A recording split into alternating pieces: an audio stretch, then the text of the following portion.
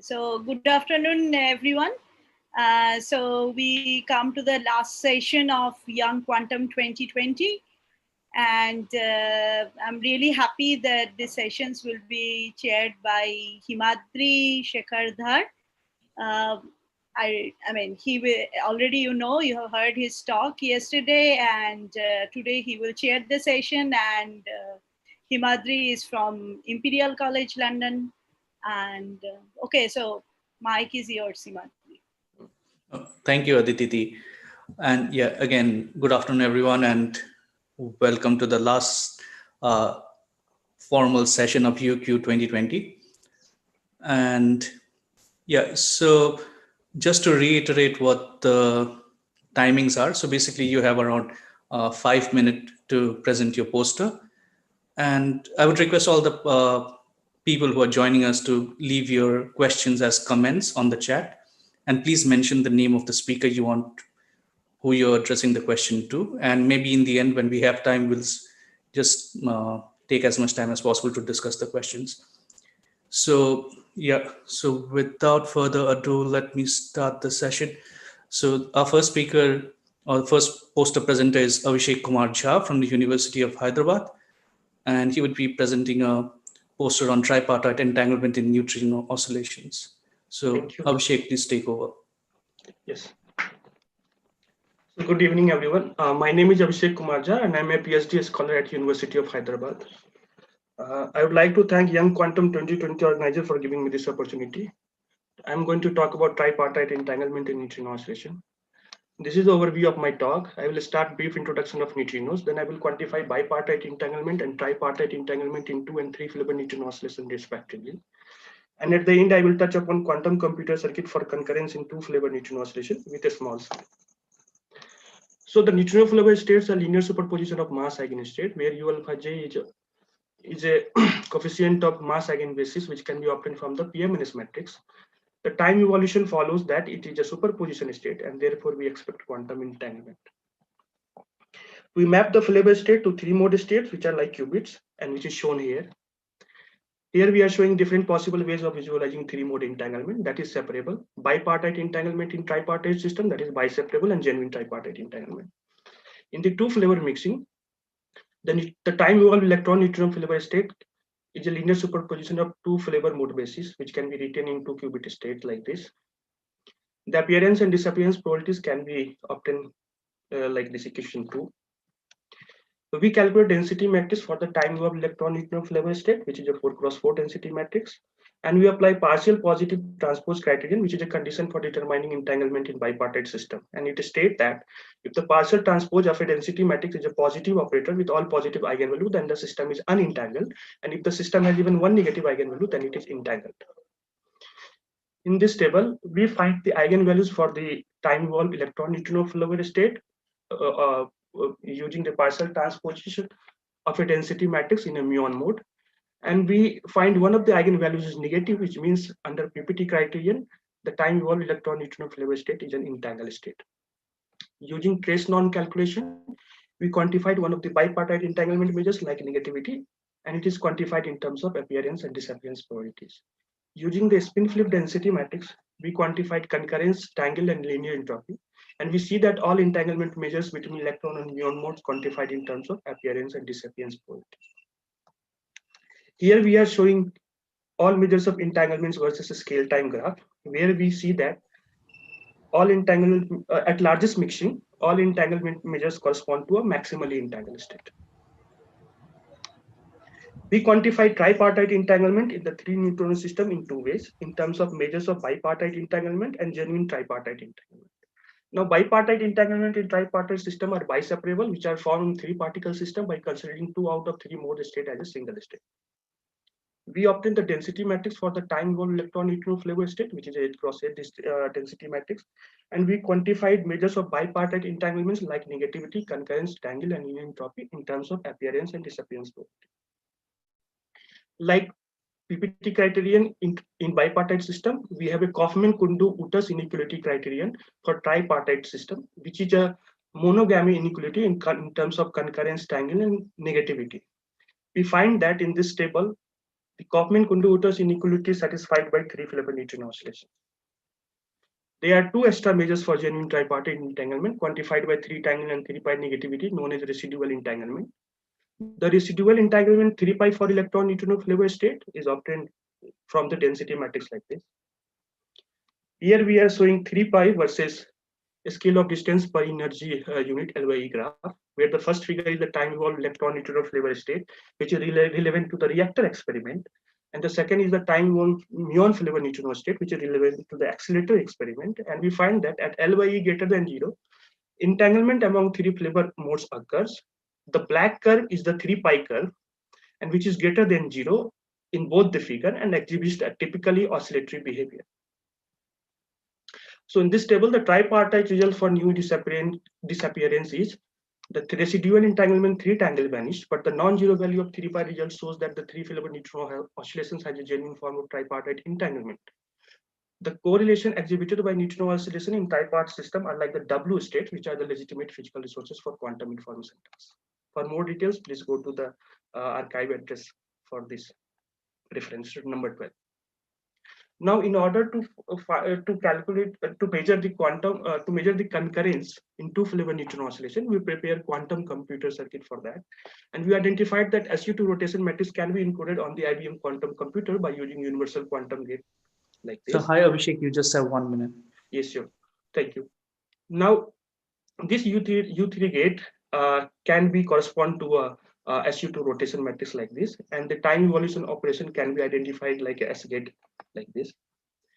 Here we are showing the circuit that represents the time evolved electron neutrino flavor state in a linear superposition of flavor basis in the 2-qubit mode system, and this is the required gate arrangement for the time evolved electron neutrino flavor state. Here we are using C0 between 1 and 2, where 1 and 2 represent input of qubit first and second respectively.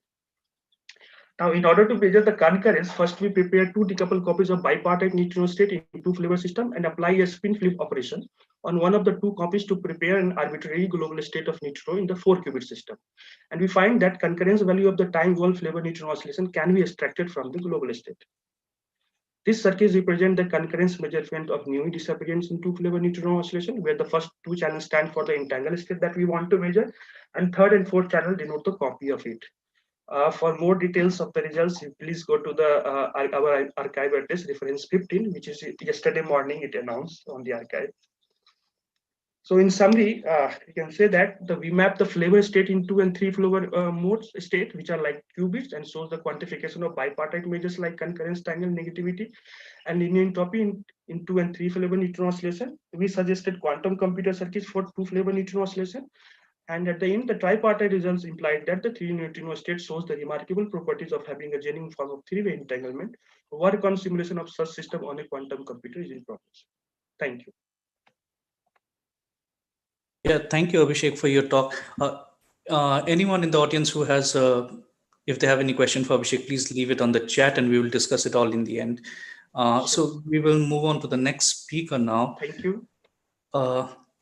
So the next speaker was supposed to be Srijan Ghosh, who's a PhD student at HRI, but unfortunately he's not well today and he will not be able to present his poster. So we move on to the next speaker, Nitika Chakravarty, who's a doctoral student at Perimeter Institute of Theoretical Physics, Canada.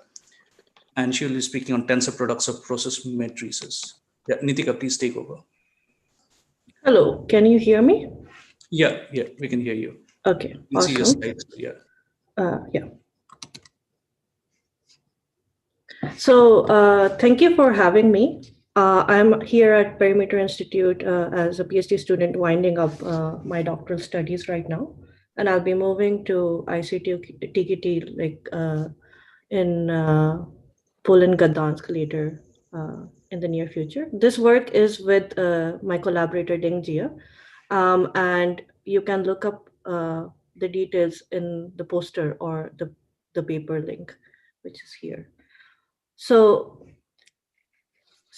the topic is based in this field of indefinite causal structure. And essentially the idea here, if you look at this preprint from 2005 by Lucien Hardy, it's a really beautiful paper. And essentially you're trying to look at the radical aspects of general relativity and quantum theory. So dynamic causal structure from relativity side and probabilistic nature from quantum theory.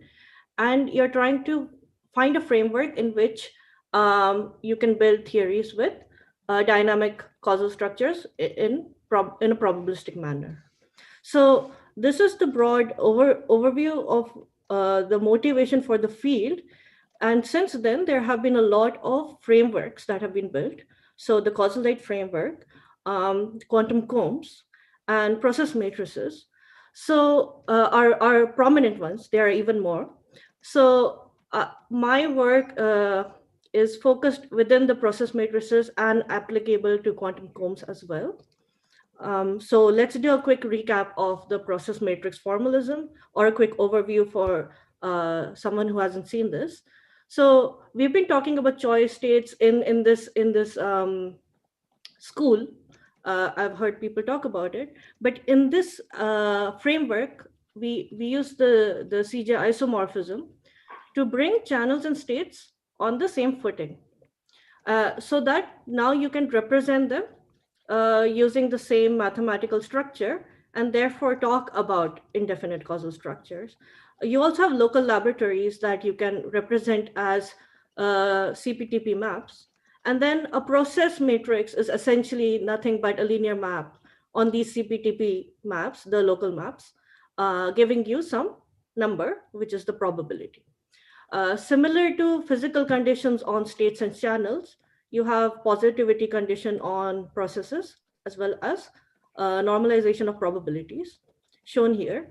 And have positivity condition on processes, as well as normalization of probabilities. Sorry, I just heard feedback about what I was saying. I'll continue.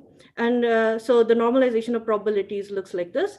And you can expand a process in the Hilbert-Smith basis, which we will talk about later, but essentially that is used to define the type of a process matrix. So it's defined on the Hilbert spaces of inputs and outputs on the local laboratory. Okay. So the main idea, the main motivation for our work is to tackle the question of how can we extend techniques from quantum communication to theories with indefinite causal structure. And more particularly, how do you talk about capacities? Similar to channel capacities, how can you talk about process capacities? Can you do this?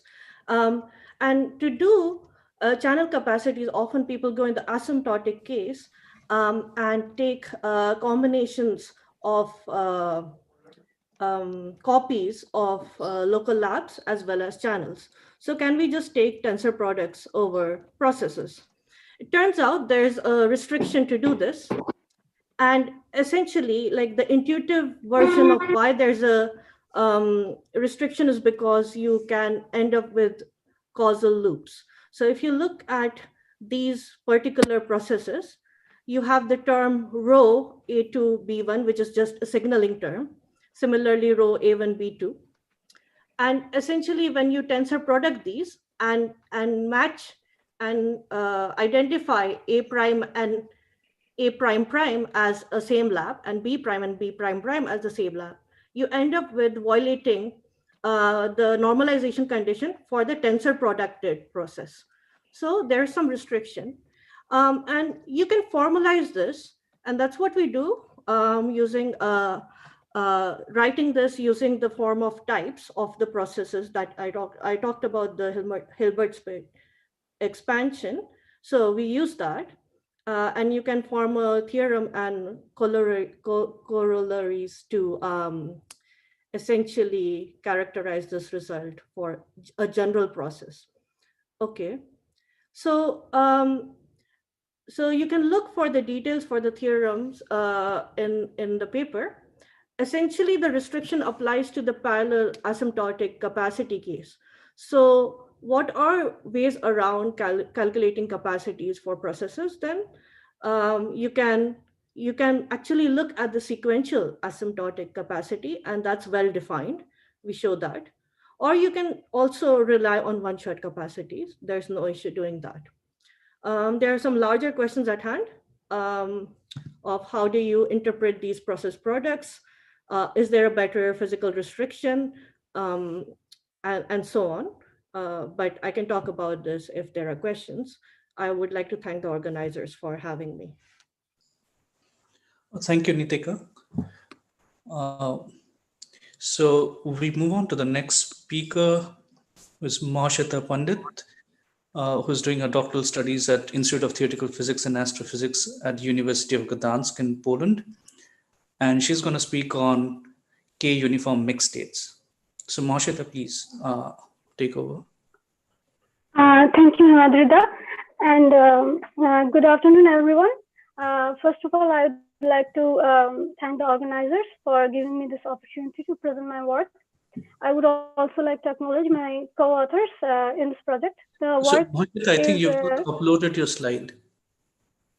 Isn't it visible? No, okay. I can't see it. Yeah, it's How visible. about now? Yeah. Okay, thanks.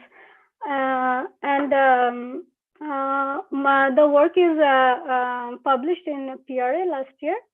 The title of my talk is on K-uniform mixed states. And let me first give you the definition of K-uniform states. Sorry. Okay. So let us first take n-partite state, any n-partite state. And we will call n-partite state a K-uniform state when we take only K number of parties out of them and remove the rest, and we always end up in a maximally mixed state. Now, I try to demonstrate in this picture that no matter from where you take these K number of parties, no matter in which order, you always end up in a maximally mixed state. And that is the specialty of a K-uniform state. So I would like to formally define the K-uniform state, that n-partite states which become K-partite maximally mixed states after tracing out arbitrary n minus K number of parties, they are called K-uniform states. Now, from the K-uniform states, some states are special. Please note that I'm talking about pure states here. And for these pure states, you cannot find such states for more than n by 2, K equal to more than n by 2, or the floor value of it. And we call it absolutely maximally entangled states, or ME states. These states are special and often provide some advantages in quantum information protocols like teleportation. For example, the Bell state is a two-partite one uniform state, and it is useful for our teleportation protocol. Now, the problem is that when we move to higher dimension, we cannot find ME states. By ME states, I mean those who are pure. And here where our project has aiming for that when we don't have such pure states, what is the highest possible purity then that these K-uniform n-partite states can get? And we try to give a general scheme to find such states, and without going into numerical analysis. And also, I want to mention that orthogonal arrays are also helpful in this matter to find such K-uniform states. And here is the general scheme for finding such states. We start with picking up some generators, which we construct using Pauli matrices, where sigma 0 is identity. Sorry, I have missed the identity here. And 1 is X, and so on. And we try to find a set of such generators, as many generators as we can include.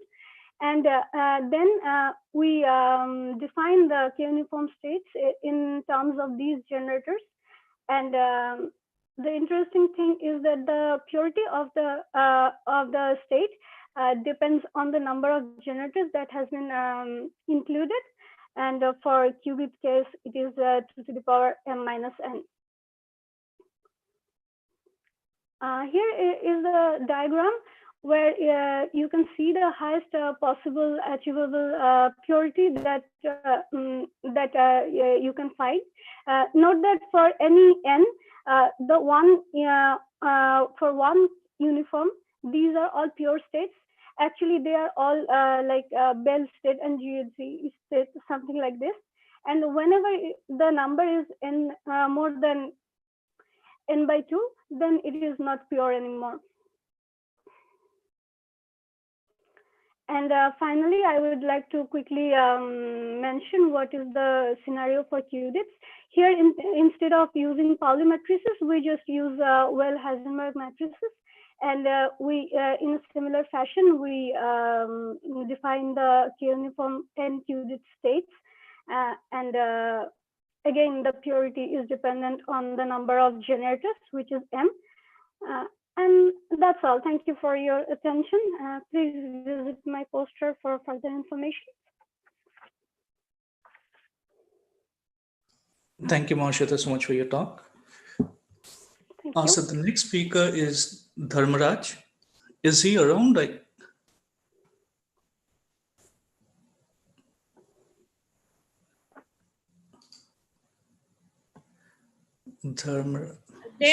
we just go to the next one. Yeah, so maybe we just move on to the next speaker. Yeah, so the next speaker is Riddhi Ghosh from Harish Chandra Research Institute. And Riddhi, if you're ready, could you start your talk, please? And she's going to speak on quantum thermal transistor, operation characteristic in a steady state versus transient regimes. Yes, is my screen visible? Yes, it's visible and you're clearly audible, so please start here. Thank you. Thank you, organizers, for letting me present my work. This is the title of my poster, based on this work with Ahuna Ghoshal and Ujjwal sir.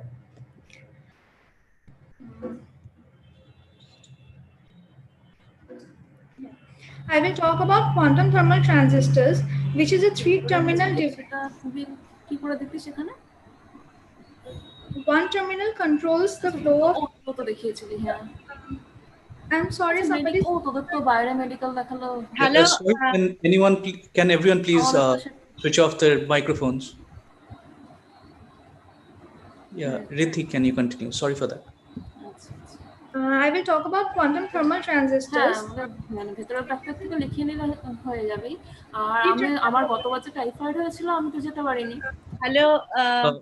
Can you Chandan, could you please mute her?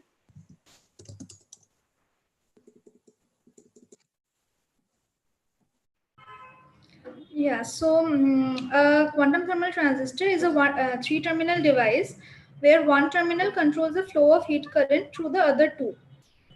Now, this is one way to construct a QTT. The three two-level systems A, B, and C are connected to three heat baths. We have basically used this system in our study. So we studied the working of a QTT in the transient regime and compared this to previously studied steady state regimes. Now, why so? Because a quantum system is fragile, and while we wait for the system to evolve it to the steady state, noise might destroy it. Also, there are cases where transient regime is advantageous than the steady state. These are the Hamiltonians corresponding to our model. These are the heat currents. X is the two-level system.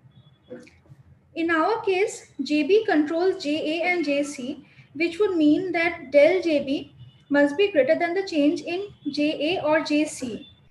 Thus, the dynamic amplification defined by this formula must be greater than 1 for the system to work as a quantum thermal transistor. Thus, alpha can be called as a measure of efficiency of the QTT. Now, what we did was we started with a known initial state and let it evolve in time. This plot is for the state 001. We can see that for small time, alpha is better in the transient regime. The black one is the steady state and the colored one is the transient state plots. So with increasing time, the state slowly coincides with the steady regime. This is that case. So these are the observations, and the trend is similar even for 001 state. These are the plots for 001 and also for GHZ and W states, but the plots have not been included here. So now here alpha is better for small time for these states, but this might not be true for all states. So we also analyzed hard uniformly generated random states belonging to different classes based on their entanglement contained. We get three cases. In case 1, there is no advantage in the transient regime. Case 2 corresponds to a higher alpha but smaller operating region as shown here. Now, as you can see, in this case, the alpha is higher in this region, but it falls down before the steady state alpha falls. So these four plots belong to four different classes of states. The first one is a product state, the second and fourth are biseparable states, and the third is the GSZ class of states. Case 3 is important as it has higher alpha and larger region of operation. So we can say that this is a necessarily transient QTT and provides significant advantage over the steady state. Now it is important to note that we can get all three classes from any of the four class of states. This means that the entanglement contained of the system does not affect the behavior of the QTTs. Finally, we have also studied the relation between alpha A and alpha C, whose magnitudes are almost equal for a steady state. In transient regime, this relation is followed. From this scatter plot, we can conclude that the probability of having smaller difference in magnitudes is greater. Also, there are certain points of the order of 10 to the power 3 for TB in the region of 0.12 and 0.15, but these points are not included in the curves. So these are the references, and this was what my poster is about. Thank you for listening, and please do check out my poster in the official YouQ website. Thank you, Riddhi, so much for the talk. So yeah, if you have questions for Riddhi, just drop it in the chat and we'll come back to it later. Okay, so we move on to the next poster presenter. So it's Rivu Gupta, who's a doctoral student at Harishchandra Research Institute. And he's going to talk on constructive feedback on non-Markovianity on resources in random quantum states. Yeah, Rivu, please take over. Am I audible? Yeah, you're audible, but I can't see your slides. Oh yeah, sorry Or your about poster, that.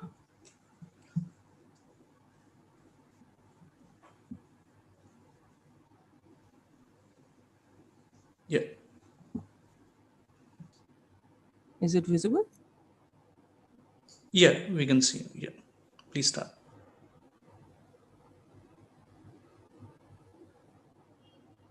Okay, so good evening, everyone. First off, I'd like to thank my co-organizers for making this event possible, even in this most horrible of times. The topic of my poster is constructive feedback of non-Markovianity on resources in random quantum states. It is presently in archive. First, a brief review of literature. We know that when a quantum system interacts with the environment, then the correlations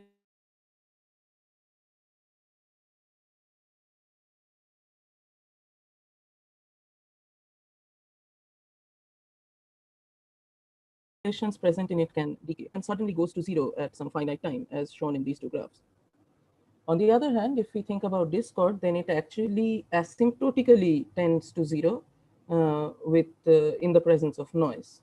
However, if the noise is non-Markovian, then there is a chance that the discord and the entanglement both may revive after collapsing.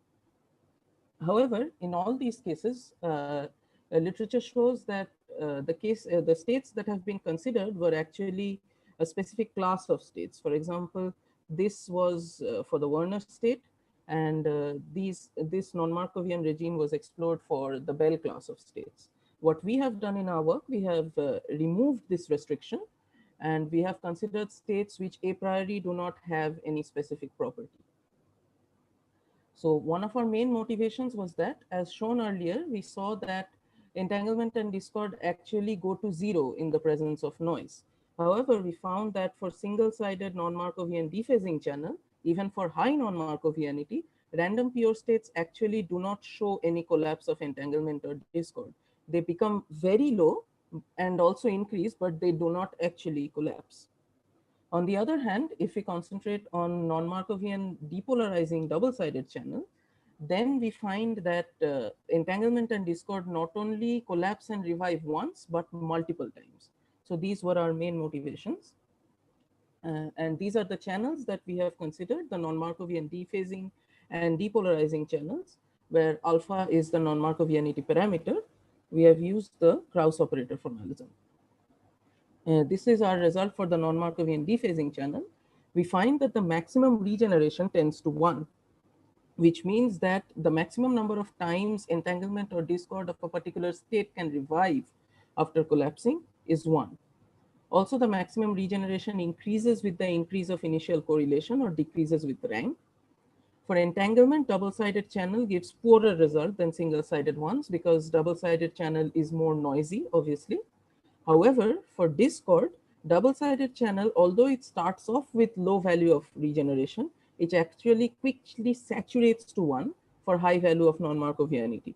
This is known as the constructive effect because even though the noise is more, the high value of non-Markovianity actually enables the state to regenerate discord and reach the maximum value of regeneration. Regeneration also increases with non-Markovianity. Moving on to the depolarizing channel, this is the slide for entanglement. We find that entanglement does not revive for single-sided channel, but it revives when both the qubits are affected. This is again an example of constructive effect where more noise actually facilitates entanglement to revive after collapsing. Higher non-Markovianity actually facilitates regeneration for double-sided channel, and we say that non-Markovianity actually competes with noise to help regenerate correlations. That is, for double-sided channel, the noise is more, but higher non-Markovianity actually helps the state to overcome the detrimental effects of that noise. This is the non-Markovian depolarizing channel and the results for discord. An interesting case is that for single-sided channel, the maximum amount of regeneration for discord is again 1. But for double-sided channel, it overshoots 1 and becomes greater than 1. This is another example of the constructive feedback where more noise helps in more regenerations. And also discord revives for both single and double-sided channels for the depolarizing case. So the take-home message from this work is that non-Markovianity actually does not provide any advantage in the robustness of correlations against noise. That is, it cannot prevent the correlations from collapsing. However, it can induce regeneration and help the correlations to revive again. That is the effect of non-Markovianity. And these are my collaborators, Aditi, who is my mentor, Shashank works in Bose Institute, and Sheila Dittoda is our senior most postdoc at HRI. Thank you. Thank you, Ripu, for the nice talk. So we'll move on to the next speaker now. Ritajit Mojumdar, who is a doctoral student at Indian Statistical Institute, Kolkata. And he's going to talk about a recent comment on quantum key agreement protocol. So Ritajit, if you're ready, please take over. Yeah. Okay, so is it visible? Yeah, I can hear you and I can see your slide here. Okay, so let me first thank the organizers for allowing me to present it here because this was kind of a last minute request to them. And we were just starting to study this quantum key agreement stuff when we stumbled across this paper. And this also happens to be the first paper on quantum key agreement, has plenty of citations and everything. So we started with that paper, and what we found out is that there is a severe fallacy to this paper, to this protocol basically, and this protocol is physically impossible. So we thought that it might be interesting to, or important to at least write a comment on this. And so first, coming to what is the difference between quantum key distribution and key agreement. So in a distribution protocol, there is a single party who shares the keys with other parties, and BB84 is one of such protocol. But in key agreement, what we have is that all the parties jointly contribute to the generation of the key. And there should not be one party who is able to influence others' decision or can actually influence others in any other way. So the particular protocol that we are talking about, it is like this Alice and Bob. So they are sharing the singlet state, and Bob then prepares two identical qubits where A and B, these parameters are actually known to Bob. Now what Bob does is he uses a private quantum channel and sends one of these qubits to Alice. So he has this entangled state and this qubit now, and he makes a Bell basis measurement on these two. But however, he does not disclose the outcome of his measurement. So what happens with Alice is that Alice now has this qubit with her, and Alice also has some form of this phi c, which is either phi c or one of the Pauli matrices acted on phi c. But Alice does not know what, because Bob has not actually revealed the outcome of his measurement. Now, what this protocol states is that Alice will now perform the inner product between these two qubits, this teleported qubit and this phi d, which she already has. And looking at the outcome of the inner product, she can actually decide on the key. So the only constraint is that these values, the alpha and beta, should be chosen such that, or A and B as I have written actually here, it should be chosen in such a way that these values should not be same. If this constraint is actually maintained, then they can generate a key properly. Now, there are already some existing criticisms to this. Many papers have tried to point out that there are some security fallacies and everything. One of this I want to point out is that suppose Bob wants the key to be 1-0, but after the measurement, he collapses to this particular state. And if we see from here, if this is the collapse state, then the key will be 0-0. However, Bob wants it to be 1-0. So what he can do, he can actually cheat. So instead of sending A0 plus B1 to Alice, he can actually send this B0 plus A1, depending on what his measurement outcome is. And then Alice will perform this inner product, which actually gives 2AB or 2 alpha beta in this sense, and the key is 1-0. So Bob can actually control this protocol, and this is a fallacy that has been pointed out by some. But what we want to point out here is that, so what Bob is basically doing is Bob is doing teleportation without classical communication. So after teleportation, Alice has an equal mixture of these four states, which are this original state phi c or one of these Pauli matrices active on them. And she doesn't know which one because Bob has not disclosed the measurement outcome. Now Alice will perform this inner product.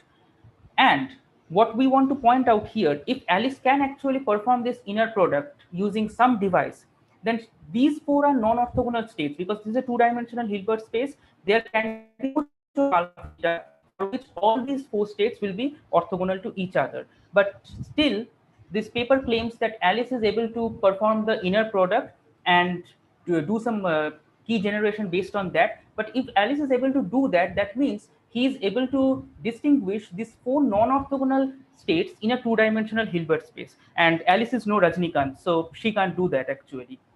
We want to point this out in another perspective also. So these were the four states, possible states. And if we consider that alpha and beta are real, then we can see that this state and this state, the first and third, so they are actually, sorry, the first and the fourth, I guess. So they are actually kind of orthogonal to each other, and the other two are orthogonal to each other. So they form two measurement bases, this M1 and M2. They form the measurement basis. And the shared state is the singlet state, and we know that the singlet state is actually entangled in any spin direction. So they can be written down in this M1 or M2 direction as well. Now suppose Bob chooses to measure randomly in M1 or M2. So if Bob measures in M1, they are down to this density matrix rho 1,4. And if Bob chooses to measure in M2, then the state is down to this density matrix rho 2,3. However, this paper already claims that Alice can somehow distinguish all this phi A1, phi A2 up to 4. So she has some device like that. So definitely she can distinguish between pairs of them, because this is actually expecting less from Alice. So Alice can distinguish between this pair or this pair. And if Alice can do that, she can actually distinguish between the measurement which is taken by Bob. So even though Bob did not disclose anything, did not send any classical communication, and Alice has been able to distinguish whether Bob has applied M1 or Bob has applied M2, irrespective of the physical distance between them, and this basically violates the no signaling principle. So based on this perspective, they are not very different from each other. Just looking at the same perspective in two different ways, we actually claim that this paper, this protocol is invalid physically. So in conclusion, the resources that have been used, they have used a shear entanglement, they have used 2 qubits and 1 private quantum channel. So we believe that this should be sufficient for a proper quantum key agreement protocol. We are still learning, still studying, but this particular protocol is invalid, and therefore all those papers which have been trying to improve the security of this protocol but maintains this inner product calculation thing, they are also kind of invalid here. However, there are other many protocols which do not use this type of structures for quantum key agreement, and we are still learning all those, and hopefully we'll be able to present some other results as well later on. And I'd like to acknowledge Guru Prasad sir for this, who helped us with this. So thank you. Yeah, thank you, Ritajit, for your nice talk.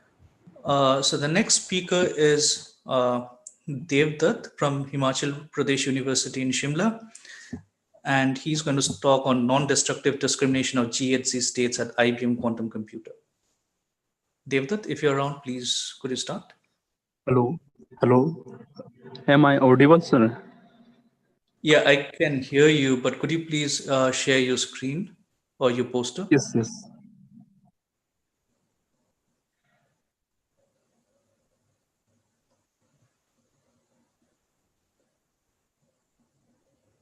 Yes. Is it visible? Yeah, I think I can see your phone screen. Hello. I can see your phone screen, yeah? Yes, it's from full screen. Thanks a lot to give me opportunity in this young quantum. I will present my work on the non-destructive discrimination of GHZ state at IBM Quantum Computer using 3 ancilla qubit. As I have mentioned that we have constructed the quantum circuit to discriminate the 8 GHZ state. As everyone knows, in many system, and it is we are using the 3 ancilla qubits. As in this table, I have shown that A1, A2, and A3 are the ancilla qubit. By the measurement of ancilla qubit, if suppose that 3 ancilla qubit measure 001 as serial number 1, shown that then the over GHZ state is first one, that is 1 by root 2 00 plus 001. And the same this table we have derived theoretically quantum circuit for this also, and we run this IBM quantum computer, actual quantum computer, for state 1. We get this state. Here the probability is not so good, but still we are getting the result with low probability. And next I am showing that the GHZ state number 4. This is quantum circuit for GHZ state number 4. That state number 4 means, and this is a circuit, and this is the histogram diagram. This is a simulated result. Quantum IBM simulator, quantum simulator, as we have shown that the GHZ state number 4, that in a histogram it is evident that this 110 is the common part of the state. That is, the common part is the ancilla qubits. We apply the measurement on ancilla qubit, and that rest of the part is GHZ state number 4. And this is the state number 7. Again, the circuit 7. One thing I want to mention here, that this whole circuit is almost same. The whole circuit is divided into 3 parts. That is, one is preparatory circuit, and another is discriminatory circuit. in a preparatory circuit we prepare the GZ state, and in discriminatory circuit we discriminate the circuit applying the measurement only on the ancilla qubit. For sake of IBM quantum computer, we are applying measurement on each and every qubit so that we get the accurate graph or histogram diagram. This is again the histogram diagram of the GZ state number 7. And this is nothing but the whole experimental realization of the table which I mentioned earlier. The discriminatory quantum circuit for GZ state number 6. Again the GZ state number 6, the ancilla qubit is common in the tensor product form. That is 1 0 1 is the ancilla qubit, and again we can match. Yes. The same the histogram for the simulator result that we clearly shown that the ancilla qubit is a common in this 1 0 1 the common part in this histogram diagram, and the rest initial part is nothing but GZ state, which is clearly discriminated. Then again this is a quantum circuit for GZ state number 8. And again, this is the result of this simulated result, and discriminatory quantum state number 5. And again, there is the simulated result, IBM quantum simulator, and discriminatory state number 3. Here again, actually we are, and it is nothing but the experimental realization of the that table which we have derived theoretically and calculated quantum circuit for their theoretically and run on the IBM simulator and IBM actual quantum computer. I have also run the actual quantum computer almost other result also, but the probabilities are not so good. But theoretically it is working well, and simulated results are excellent and match with the theoretical result. Simulator and theoretical result are exactly one and the same, exactly matching. I think I would like to mention one thing, that these are the references for this initially shown in poster, and it's the whole story of this table. This table is means once again that we can use we can predict the any one of the GHZ 8 GHZ state just by applying measurement on ancilla qubit. Suppose that we are applying the measurement qubit and find the result of 111 ancilla 111. It means we are predicting that the over GHZ state is 8th number GHZ state without the applying measurement on this. And beauty of this. Hi, Dave. Sorry, yes. But could you just wrap up in a few seconds, please? Yes. Okay, thanks. That relative phase, we can distinguish the relative phase also. That the state number 8 and another the relatives in the sign, we can distinguish the sign by just applying on the measurement on ancilla qubit. I think it's over, and thanks a lot. Okay. Thank you so much, Dave, for your talk. I'll quickly move on to the next speaker. So the next speaker is Mithilesh Parita from the Hong Kong University of Science and Technology. And he's going to speak on quantum correlations controlling radiation intensity for two-level dipole coupled atomic systems. So Mithilesh, if you're around, please, could you start?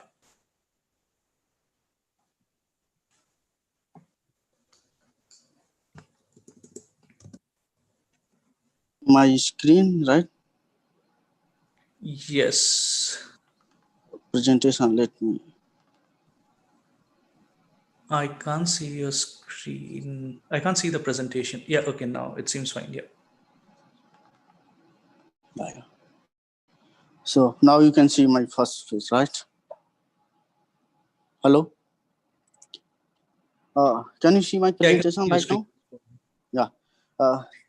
Thank you, organizers for giving me opportunity to talk at the conference, and good evening, everybody. And I'm Klish Kumar Parith, and I am currently affiliated to HQST, and formerly I am a student. I was a student at IJS Kolkata, and this work was completed there only.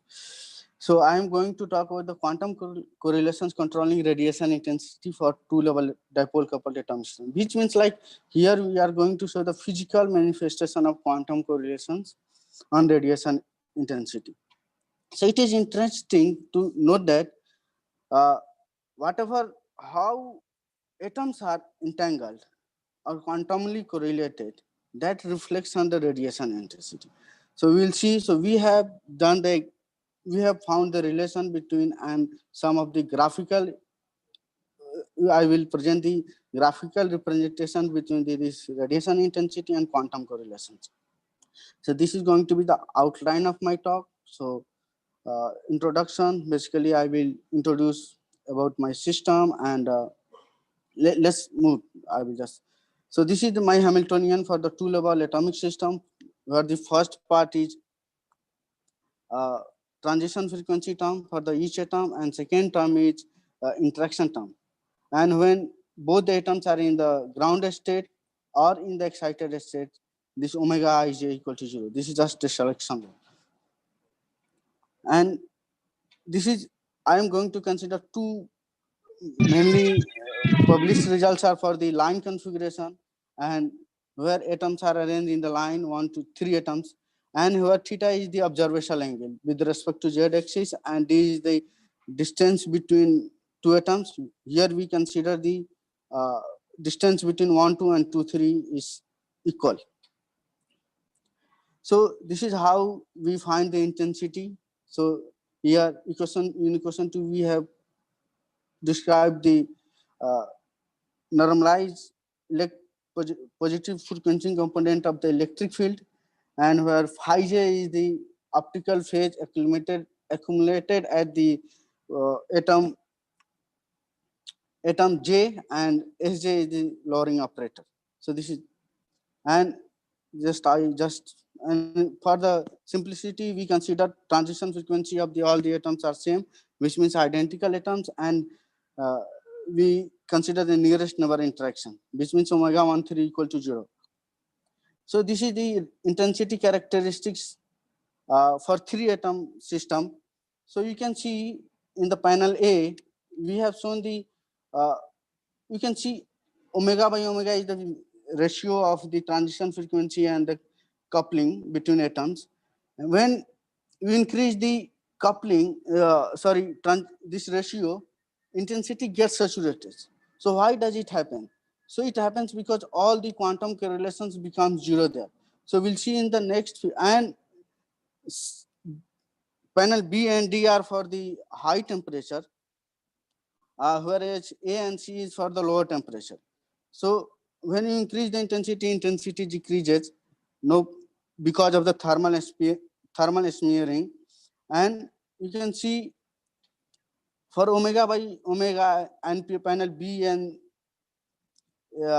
in panel B you can see in all the quantum correlations become 0 for the this is for the AB, and NABC is the here monogamy. Entanglement between A and the subsystem BC.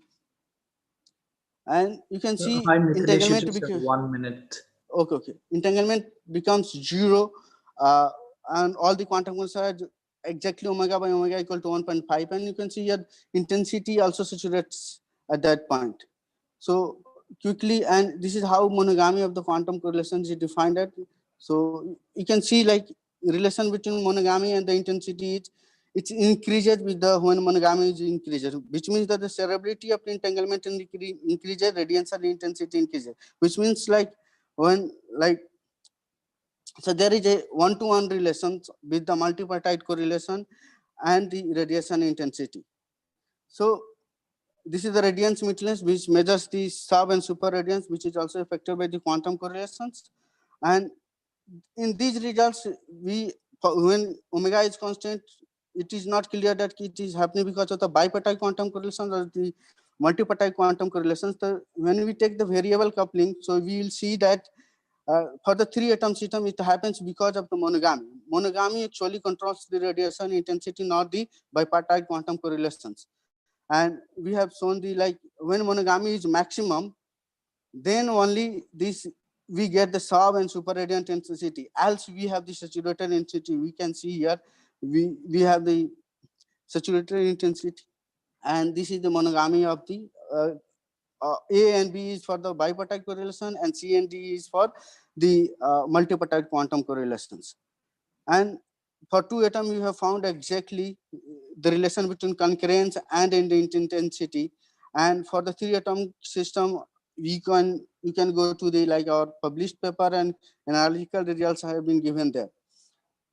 So in conclusion, we say intensity pattern can be used to study the quantum correlation present in 2-level atomic system, and intensity pattern can be precise estimator of the interatomic distance of the equally spaced 2-level atomic system. And you can also find the monogamy of the 2-level atomic system, and this is the references. So finally, I would like to conclude that for 3-atomic system, radiation intensity is controlled by the monogamy, not by the bipartite quantum correlations. And this is main part of the result, and it has been published in OSA Continuum last year. And thank you very much. Yeah, thank you, Mithilesh, for the nice talk. So we've gone to our last speaker for the session. So our last speaker is Dharmaraj, who is a PhD student at the Department of Physics, Birla Institute of Technology, Pilani. And he's going to speak on simulation model for complexity in black holes and demonstration of power of 1 clean qubit using the IBM QX. So Dharmaraj, you have 5 minutes, please. Yes, sure. So is my PDF visible? Yeah, I can see the PDF. Yeah, sure. So I'll just go through the paper that I have made. So this paper was published in Quantum Studies Journal this August. And this paper is based on, so I will just skip through the mathematical rigor. I'll tell the essence of the paper due to the lack of time. The paper is titled Simulation Model for Complexity in Black Holes and Demonstration of Power of 1 clean qubit. So basically our work was to understand the geometry of black hole from Penrose diagrams. Once we have done that, what we try to do is we try to simulate one property of black hole in a quantum computer. This idea has been there for a long time. In the first part of the paper, I've explained what has been the initial work that has been done. And basically all these relations that a black hole's nature could be simulated in a quantum computer is given from a fundamental mathematical relation called the CV conjecture. So CV conjecture is based on the differential geometrical ideas. And what the CV conjecture essentially says is that C is complexity and V is volume. So we can relate a complexity to volume. Complexity is a computer science term, and a volume is a geometrical term. So volume of something in a black hole could be related to complexity of something in a quantum chip or a quantum circuit. So this is the basic idea. So what volume are we talking about? The volume that we are talking about is the Einstein-Rosen bridges volume. That is how much warping that has been done by the black hole. That much of the volume that could be related to the complexity, provided we have some physical constants given. Once we understand that, what we try to do is we try to probe one of its property. Okay, we say there is a relation. So to show that, we want to show one of its property. So one of its property is a clean qubit property. So what is a clean qubit property is that, so when a black hole's Einstein-Rosen bridge, that is its wormhole, is growing, what the theory states is, if you throw one single photon, the amount of growth actually doubles. That is because of its relation to entropy, so which I've shown here. And once you understand that, a similar concept could be understood in a quantum computer. Why? Because in thermodynamics, we say the difference between the maximum entropy and the current entropy is the amount of work that could be extracted. Similarly, in a quantum computer, the difference between the maximum complexity that a circuit can attain to the current complexity that the circuit has is the amount of computational work that we could extract.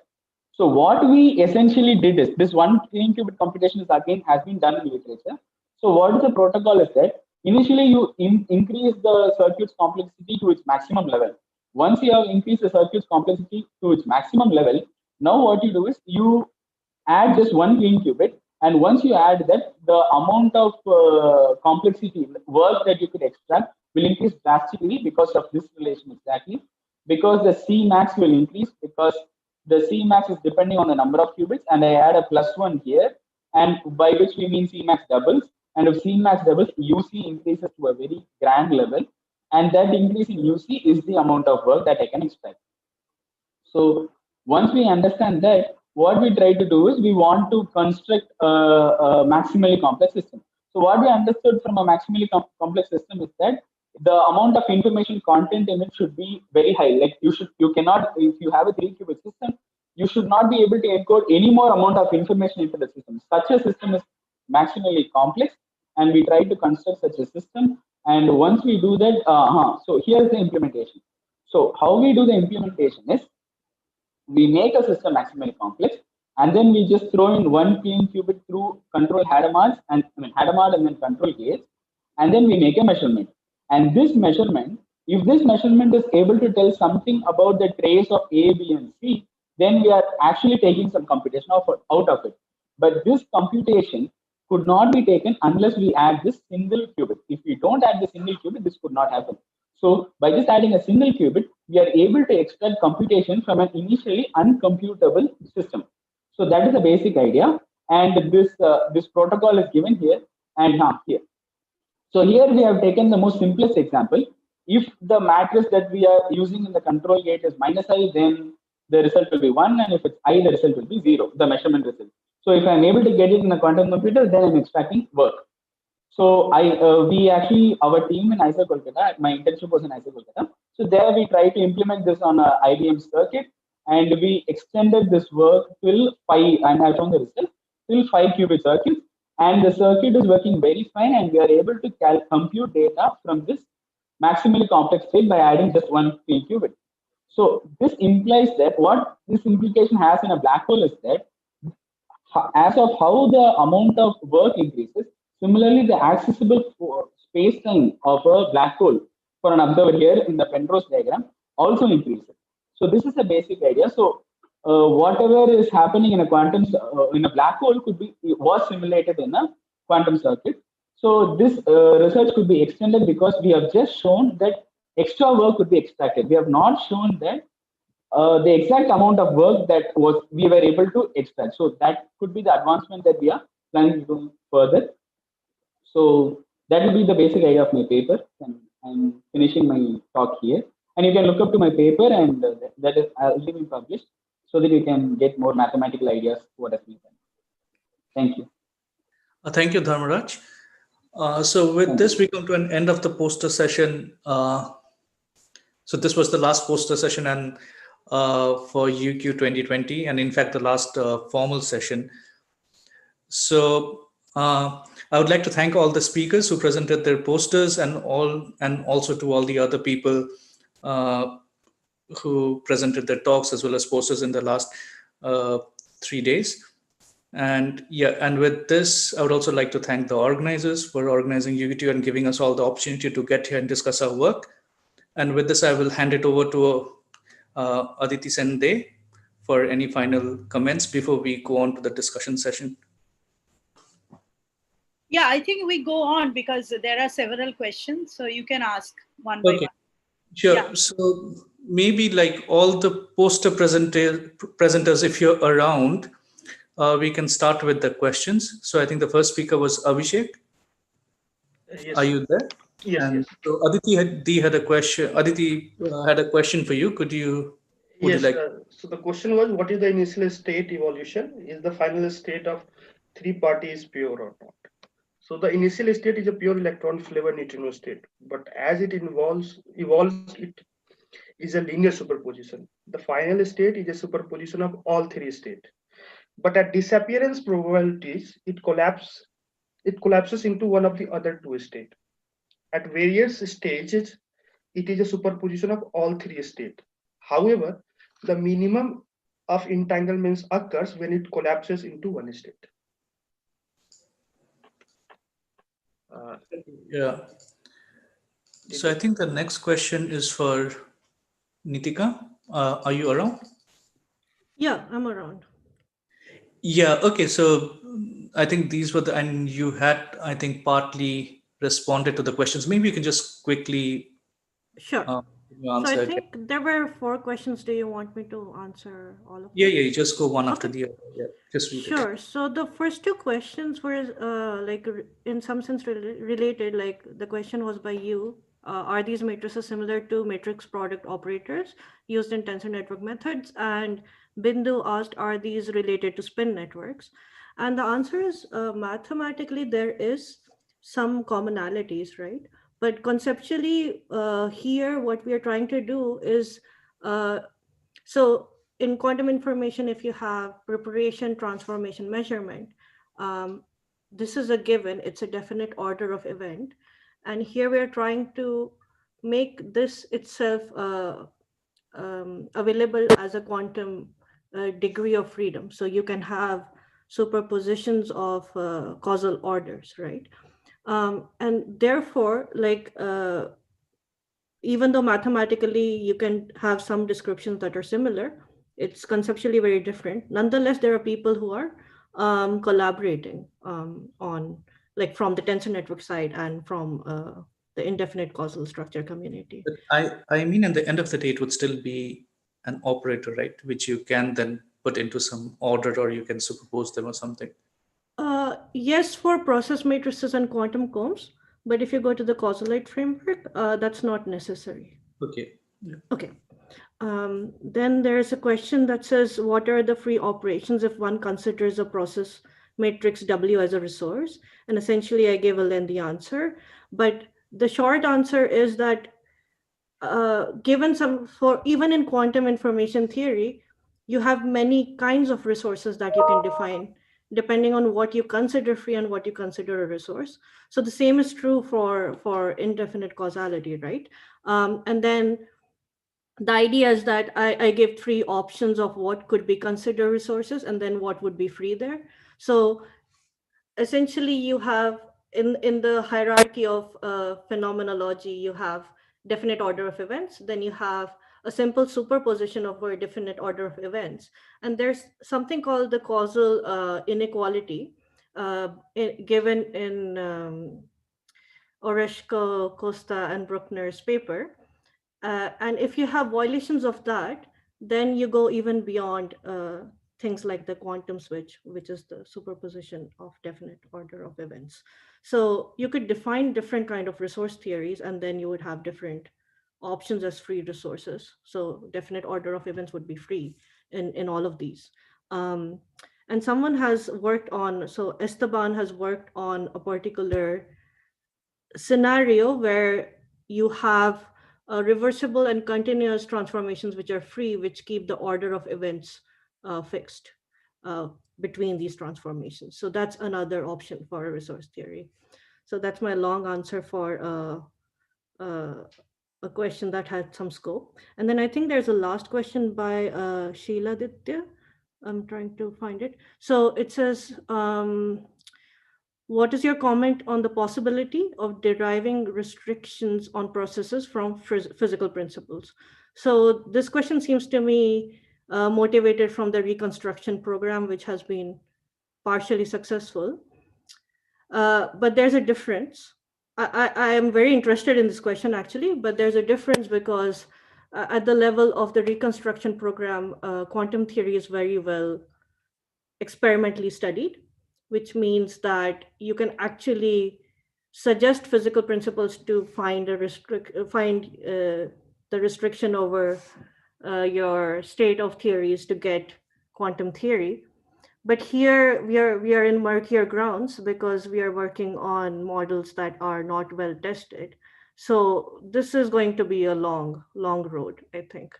But it's definitely of interest to many people.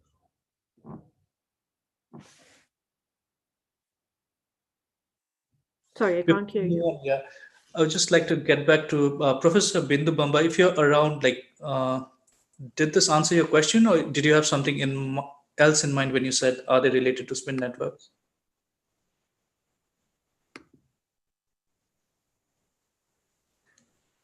So I think she is not around. So maybe we move on to the next Okay, thank you. question. Yeah, Nitika, but If you're around, then if someone. It has answered my question partly. Yeah. Okay. Okay. Yeah. So the next question is for Mahashweta. Could you please read it? I think Rivu sent you a question. Mahashweta, are you around? Okay, so maybe she's not here. She can come back later. Maybe she's muted or something. I can't see her actually. Okay. No, I can't see. Yeah. So she has left. Actually, she answered the question in the chat. It was clear. Fine with it. Okay. I'm trying to see who the next question is addressed to. Okay.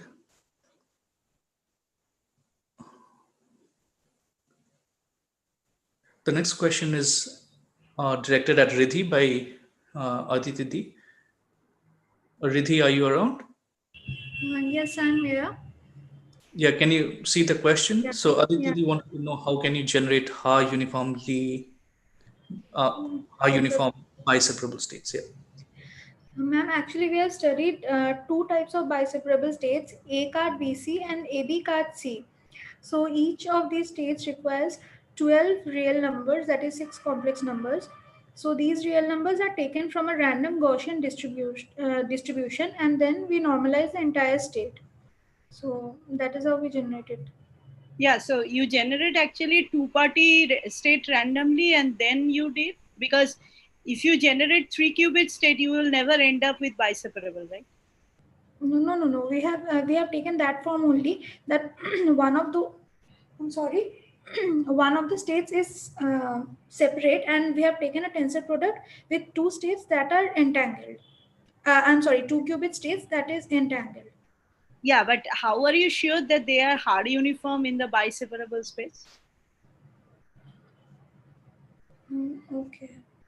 Because I understand you have 4 actually in 2-qubit, if you have, then there are 4 complex numbers, that means 8, and then for single qubit you have another 2, so that means another 4, and of course normalization, so you have 12 parameters and you choose Gaussian distributions. But do you know that they will be hard uniform in that space? Because Ma'am, I need to check this. I'm not sure. Because how will you prove that these biseparable states are generated hard uniformly in the state space?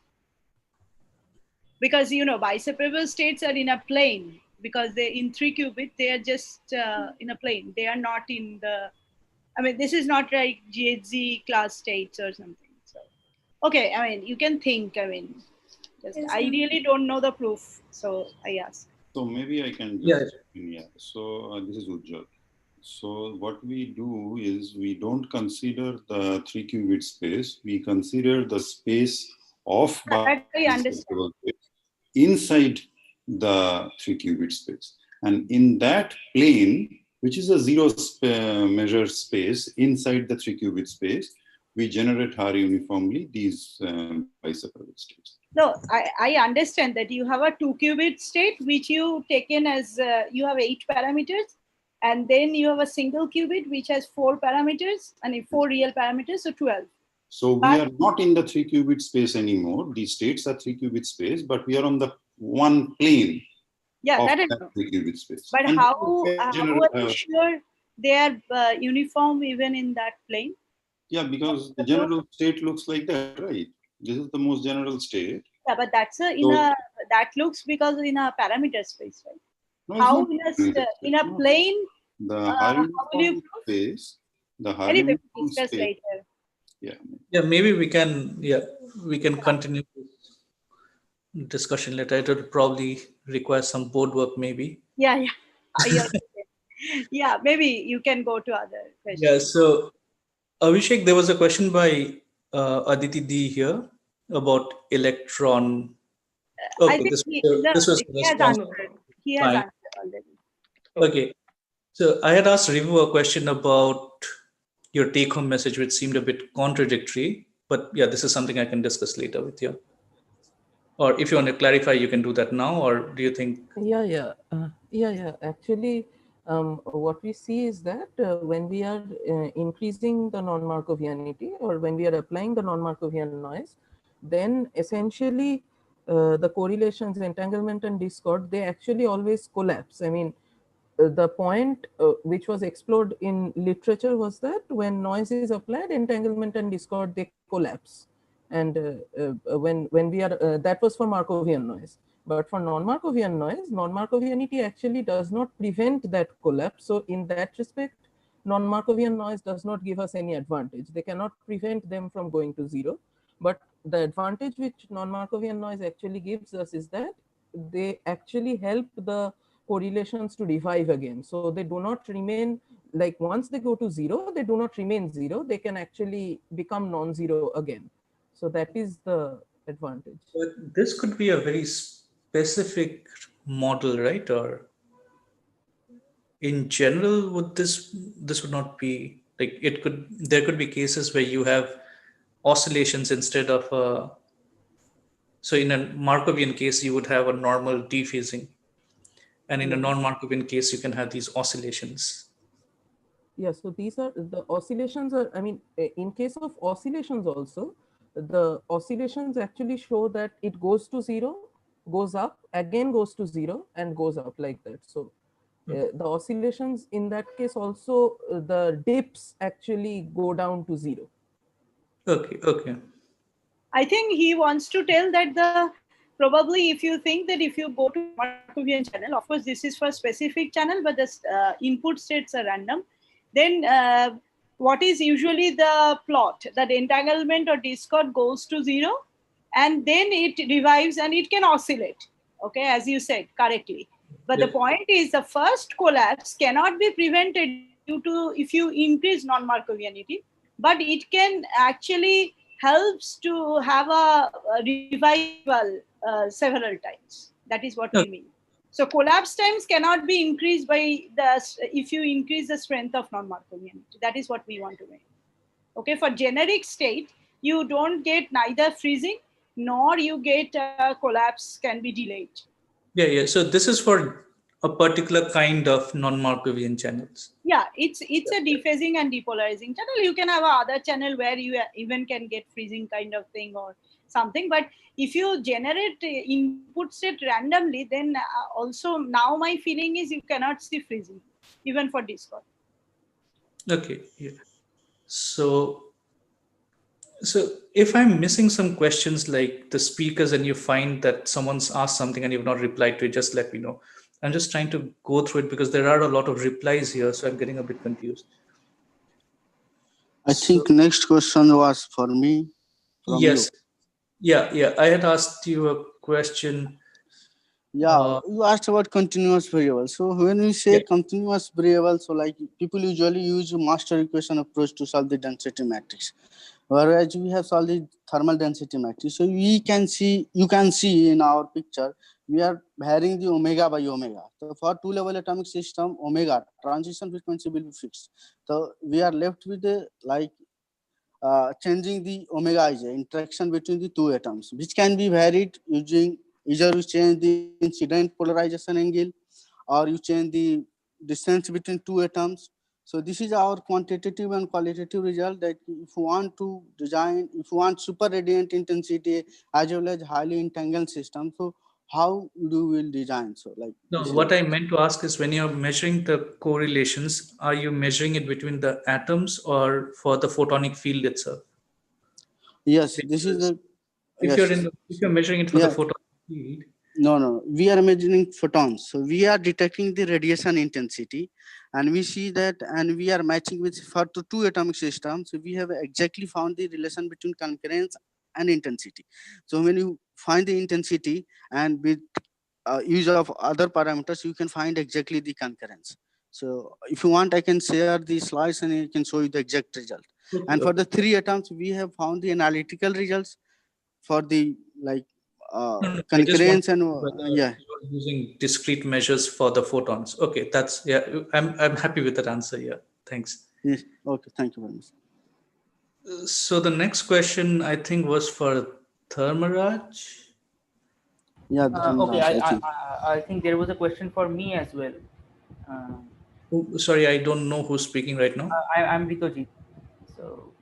Oh, okay. Sorry. Yeah, please go ahead. Like I can't locate where the questions are. Yeah, I think Nitika asked a question about that since Bob is actually sending a physical qubit to Alice, does that actually preserve signaling?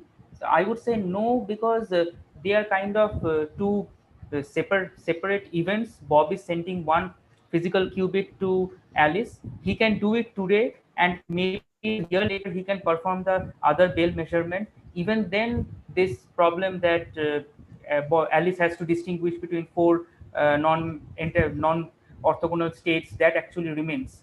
So these two do not actually cancel each other out. So does that actually answers the question?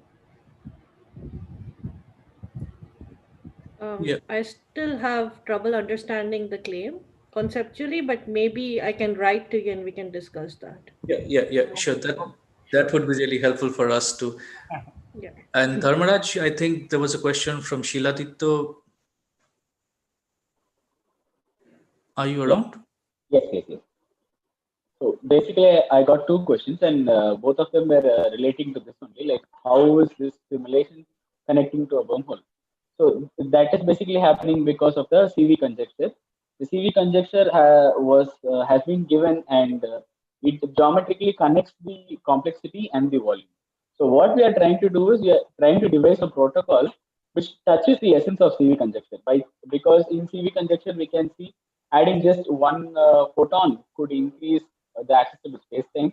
So we are just doing the same thing in a quantum computer, adding just one qubit and increasing its complexity, and we compare the results. So if this is happening here, and that should be happening here. And the other question was whether a wormhole could be simulated in a 5-qubit. That is something like absolutely impossible. And what we are basically trying to do is we just took one property very conveniently, which we think could be done, and we have done. But to the extent till which a black wormhole's property could be done is still an open debate, and we could actually extend till what level we could do.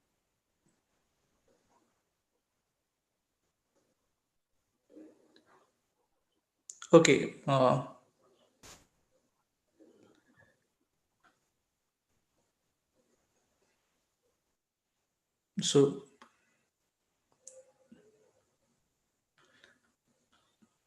So I'm just trying to think. So did anyone have any questions which they wanted to ask, or?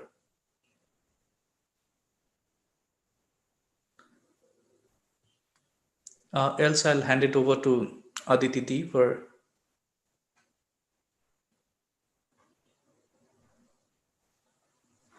Okay, so maybe there is no other questions, although we will be online till 7:30, the keynote talk start. So thank you very much, Himadri, and thank you all the presenters. It was really nice. And please, I mean, you can find the affiliation and the participant list in the website. And also, you can find the posters also in the website. So please read it. And if you have any questions, you can always find them and can write to them and discuss.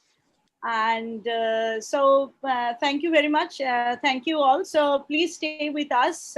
We will heading to the today's last talk, the keynote talk by Professor Nicholas Giza. And then there will be a vote of thanks by Ahona and Kodikar. So either you can be online, or you can mute and stay online, or you can again start at 7:30. So, but this link will remain as it is. Chandan, maybe you stop the YouTube. Okay, sir, sure.